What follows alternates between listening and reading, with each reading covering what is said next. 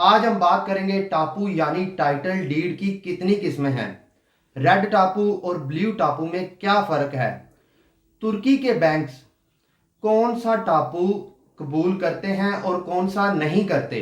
हमारे साथ हैं अली अकबर साहब। अस्सलाम वालेकुम सर, क्या हाल है? वालेकुम अस्सलाम कलीमुल्लाह। मैं ठीक हूँ, आपका क्या हाल है? अल्हम्दुलिल्लाह सर, मैं भी ठीक हूँ। सर आप हमें बताएं कि टापू यानी टाइटल डीड की कितनी किस्में हैं। जी कलीमुल्लाह, आज का टॉपिक बहुत अहम है। बहुत शुक्रिया सर आपका। देखिए, जब आप प्रॉपर्टी लेना चाहते हैं टर्की के अंदर, इस्तांबुल में या किसी भी दूसरे शहर में, तो आपको पता होना चाहिए कि टाइटल डीड जो है, जिसको टर्किश लैंग्वेज में टापू कहा जाता है, इसकी किस्में कितनी हैं, रेड टापू में और ब्लू टापू में फ़र्क क्या होता है, और उसके अलावा जो अंडर कंस्ट्रक्शन बिल्डिंग होती है उसके लिए कौन सा सर्टिफिकेट होता है, और जो कंस्ट्रक्ट हो गई है बिल्डिंग और अब रहने के काबिल है उसके लिए कौन सा सर्टिफिकेट होता है, और कौन सा ऐसा टापू है जिस पर बैंक मॉर्गेज नहीं करते, और कौन सा वो टापू है जिसको वो आसानी से बैंक कबूल कर लेते हैं, और किस टापू पे ज़्यादातर लोग स्कैम करते हैं। तो ये सारी बातों का जानना बहुत ज़्यादा ज़रूरी है। इसलिए ये टॉपिक आज हम लेकर आए और कलीमुल्लाह ने इस पर बहुत ज़्यादा मेहनत की है। उम्मीद करते हैं कि आपकी इन्फॉर्मेशन में इससे थोड़ा सा इजाफा होगा। इंशाल्लाह ताला हम यही कोशिश कर रहे हैं कि जो भी टॉपिक्स आपके लिए फ़ायदा मंद हो सकते हैं वो आपके लिए लेकर आए। दो किस्में हैं टापू की, एक है ब्लू टापू और एक है रेड टापू। जो ब्लू टापू है, ये ज़्यादातर जो लैंड है, एग्रीकल्चरल लैंड आप कह लें, या ऐसी लैंड जो नॉन रेजिडेंशियल है, जो रहने के लिए इस्तेमाल नहीं हो सकती, जहाँ पर घर या अपार्टमेंट्स नहीं बन सकते, उसके लिए, यानी कि वो डिवेलिंग के लिए, रहने के लिए नहीं है, तो ऐसी लैंड का जो टापू है वो ब्लू टापू होता है। ठीक है।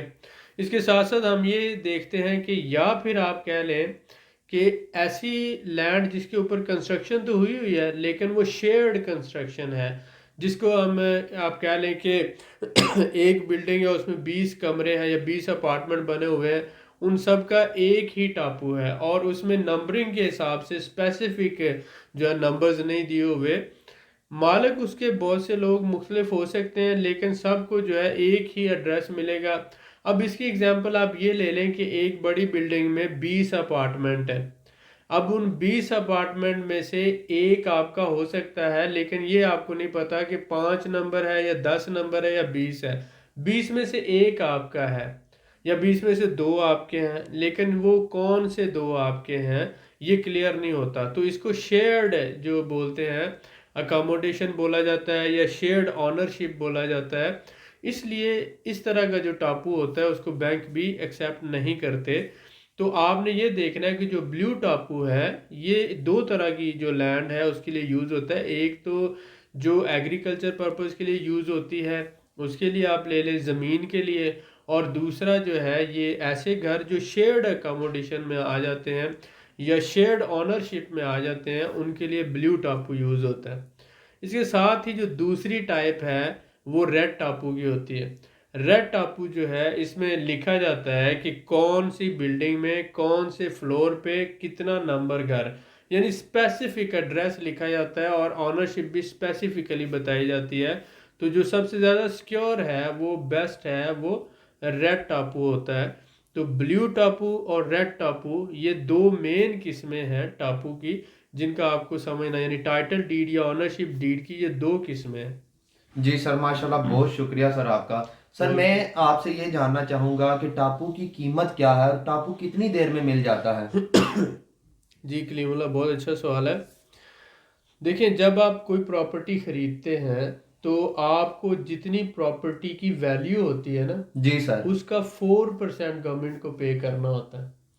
तो वो जो 4% है जब आप पे करते हैं, यानी 4%, फर्ज कर लें कि 1 लाख टर्किश लीरा की प्रॉपर्टी, जी सर। तो उस पर 4% यानी 4,000 गवर्नमेंट को आपने पे करना होगा।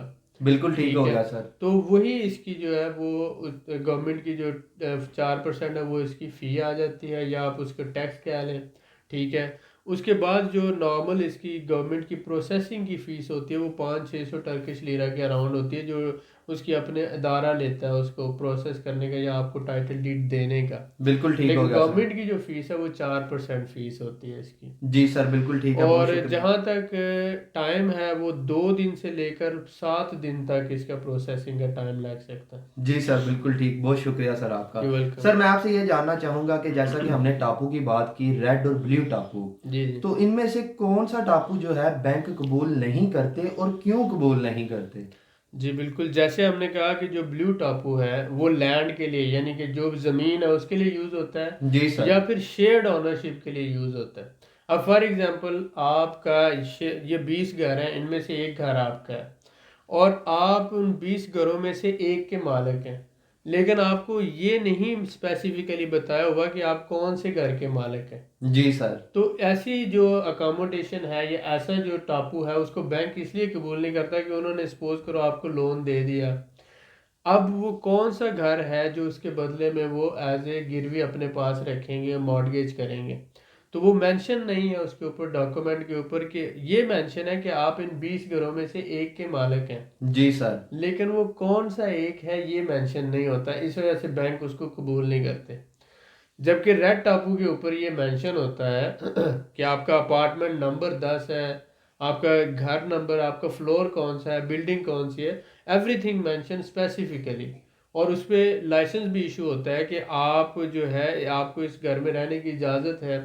तो इसमें आगे फिर दो किस्में आ जाती हैं सर्टिफिकेट की, कि जो अंडर कंस्ट्रक्शन आ जाता है उसका गवर्नमेंट की तरफ से एक अलहदा से सर्टिफिकेट इशू होता है, जिसको हम बोलते हैं कत इर्तिफा। जो है कत इर्तिफा, उसको कहा जाता है कि ये बिल्डिंग अभी अंडर कंस्ट्रक्शन है और जैसे ही ये कंस्ट्रक्शन कंप्लीट होगी आपको ये दे दी जाएगी इसकी ऑनरशिप।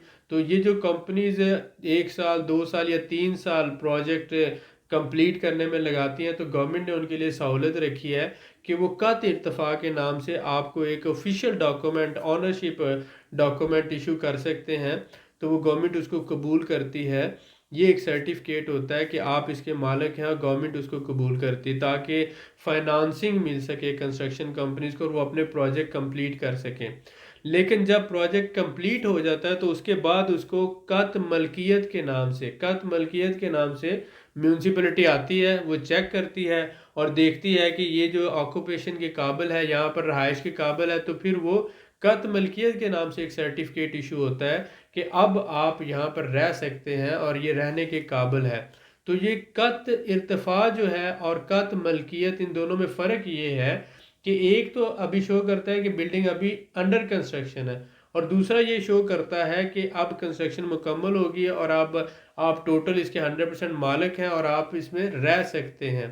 तो ये जो दोनों सर्टिफिकेट हैं ये भी आपके लिए बहुत ज़्यादा ज़रूरी होते हैं। अगर कोई बिल्डिंग सपोज करे कि उसने कंस्ट्रक्शन मुकम्मल होगी लेकिन कत मलकियत नहीं लिया अभी, तो इसका मतलब ये है कि अभी ये अंडर प्रोसेस है और प्रोसेस होने के बाद कत मलकियत जब मिलेगा और रहने के हकूक़ मिलेंगे तो तब ही आप उसमें रह सकेंगे। तो ये जो होता है ये सिस्टम भी चेक करना ज़रूरी होता है। तो रेड और ब्लू टापू के साथ साथ अगर बिल्डिंग बन रही थी, नया प्रोजेक्ट था, तो फिर कत इर्तफा और कत मलकियत ये डॉक्यूमेंट्स भी आ जाते हैं। देखिए डॉक्यूमेंट्स बहुत से हैं, आप लोग कंफ्यूज ना हो, लेकिन ये काम जो प्रॉपर्टी डीलर है या जो लॉयर है या जो इस जो रियल एस्टेट बिजनेस के अंदर मौजूद है लोग, वो बहुत अच्छी तरह से इस चीज़ को समझते हैं। लेकिन आपके साथ ये इन्फॉर्मेशन शेयर करने का मकसद ये नहीं कि आप डर जाएं या परेशान हो जाएं। मकसद ये है कि आपको उसकी अवेयरनेस हो। एक होता है कि बंदा टोटली ब्लाइंड है, उसको पता ही नहीं किसी चीज़ का, और एक है कि उसको आइडिया है कि ये डॉक्यूमेंट्स होते हैं और मुझे चेक कौन से करने हैं। अब बहुत से लोगों को ये नहीं पता कि मसलन ब्लू टापू भी होता है, रेड टापू भी होता है, और फिर अगर ब्लू टापू है तो उसके अंदर शेयर्ड अकोमोडेशन जो होती है, ये मसलन 20 घर है तो उसको हम ये कह लें कि उन 20 घरों का अलहदा से एक टापू है, लेकिन उसके ऊपर मेंशन नहीं होता नंबर।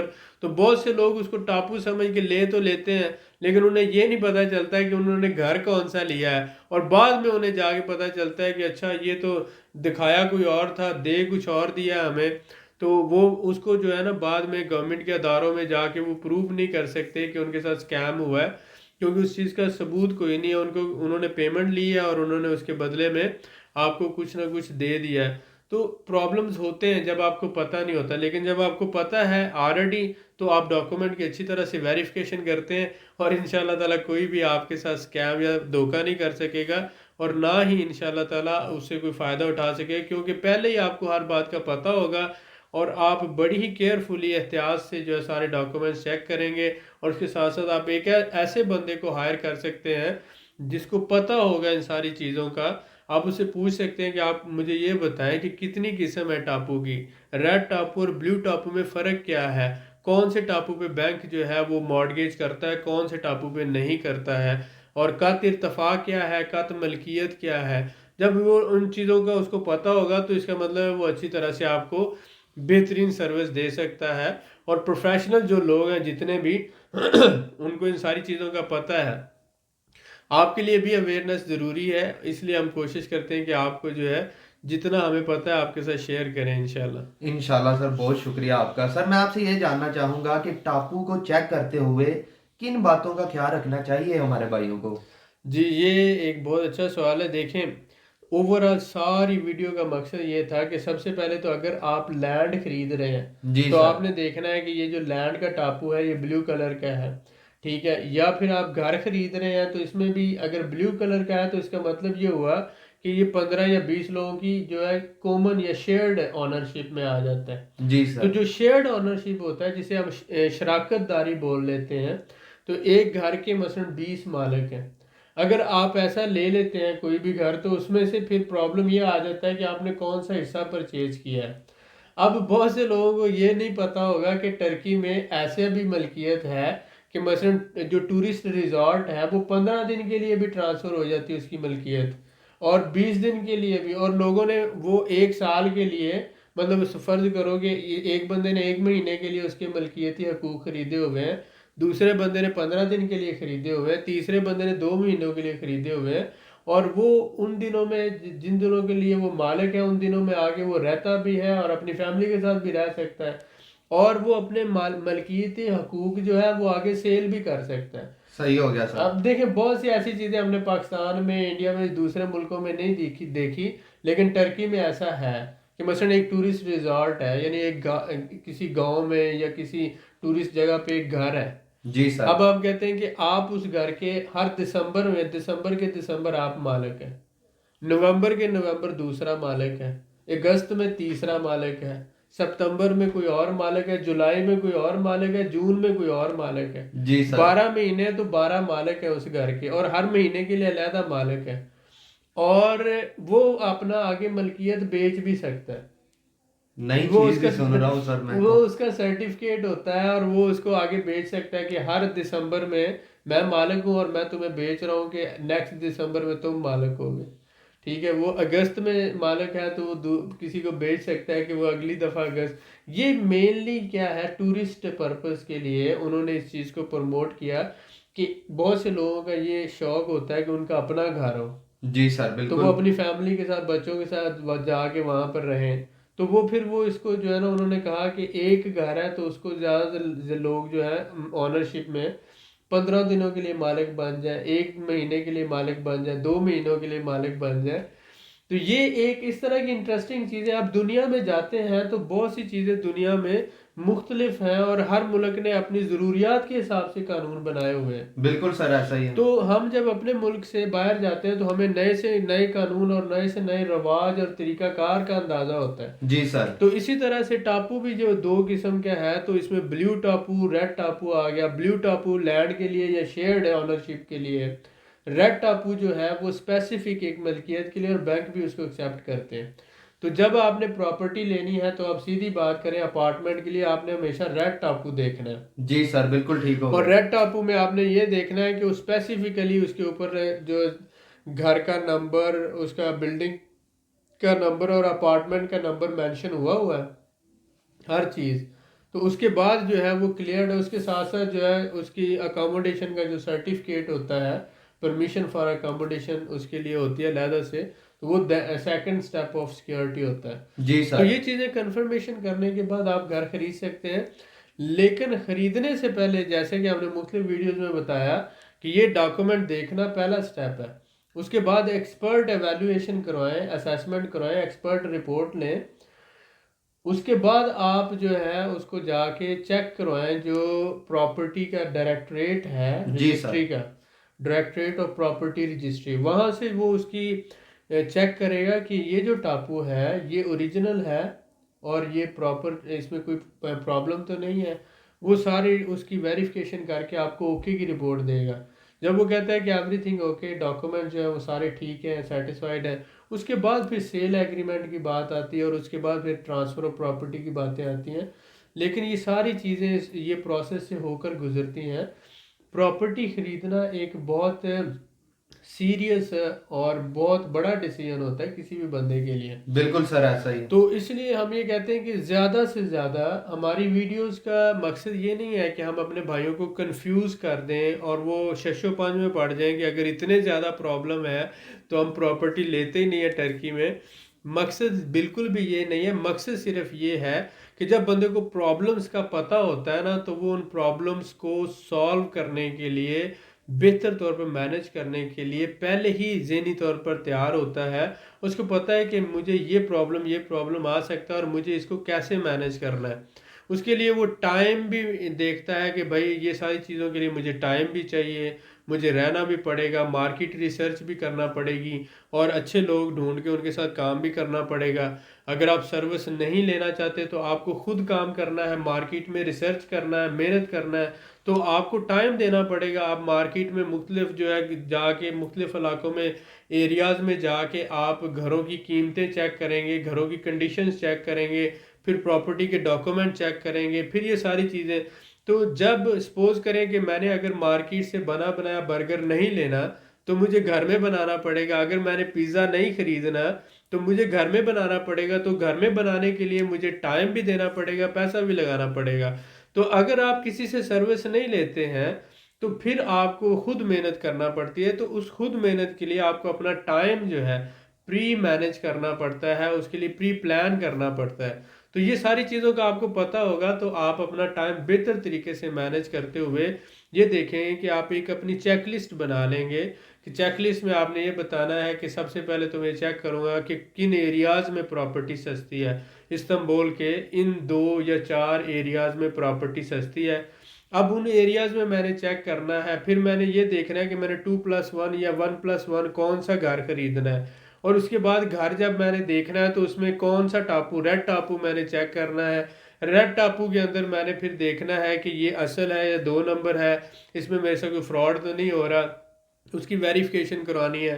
कीमत के हवाले से अगर मुझे डाउट है कि मुझे मार्केट से ज़्यादा रेट दिया जा रहा है और मैं परेशान हूँ, मुझे समझ नहीं आ रही है, तो मैं एक्सपर्ट एवेल्यूएशन या एक्सपर्ट रिपोर्ट ले लेता हूँ।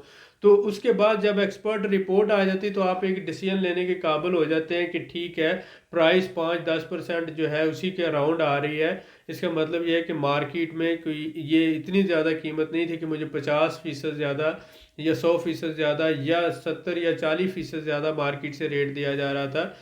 या फिर आप डायरेक्टरी जो इसका डायरेक्टरेट प्रॉपर्टी रजिस्ट्री का, वहाँ से जब डॉक्यूमेंटेशन हो उसकी वेरीफाई हो जाती है तो आपको तसल्ली हो जाती है कि डॉक्यूमेंट ओरिजिनल है, प्रॉपर्टी वहाँ पर रजिस्टर्ड है, इसकी कीमत मुझे मुनासिब दी गई है एक्सपर्ट वैल्यू के हिसाब से, और उसके अलावा एरिया जो है वो भी मुझे सूट करता है। जब ये 2-3 बातें आपकी समझ में आ जाती हैं तो उसके बाद फिर आप प्रॉपर्टी लेने की फाइनल डील करते हैं और मालिक के साथ से जो सेल परचेज एग्रीमेंट होता है वो आप साइन करते हैं और उसके बाद उसको पेमेंट ट्रांसफ़र करके प्रॉपर्टी आपके नाम शिफ्ट हो जाती है, ट्रांसफ़र हो जाती है। जैसे ही प्रॉपर्टी आपके नाम ट्रांसफ़र होगी आपको 2 से 5 दिनों के अंदर या समटाइम 7 दिनों के अंदर टापू मिल जाता है। जैसे ही आपको टापू मिलेगा आप मालिक हैं उस प्रॉपर्टी के, और उसके बाद फिर आपका प्रॉपर्टी रेजिडेंस, आपका, आपकी बीवी का और 18 साल से कम उम्र जो बच्चे हैं इनका जो है वो प्रॉपर्टी रेजिडेंस आपको मिल जाएगा और आप इस तरह से आगे प्रोसेसिंग कर सकते हैं। प्रॉपर्टी रेजिडेंस भी ऑलमोस्ट ज़्यादा से ज़्यादा 2 हफ्ते के अंदर नॉर्मली जो है वो प्रोसेस हो जाता है, अगर रश ज़्यादा ना हो, नहीं तो फिर 3 हफ्ते भी लग सकते हैं। तो ये ओवरऑल एक सिनारियो है, इसमें बहुत सी चीज़ों को कंसिडर करना पड़ता है। तो कोशिश हमारी ये है कि आपके लिए इस सारे मेथड को सिंप्लीफाई कर दें और इंशाल्लाह ताला हम इसी तरह से अपनी कोशिश जारी रखेंगे। मज़ीद आपका कोई सवाल है तो आप नीचे कमेंट में लिखा करें, या अगर किसी और टॉपिक से मतलब आपको इन्फॉर्मेशन चाहिए तो आप कमेंट लिखा करें।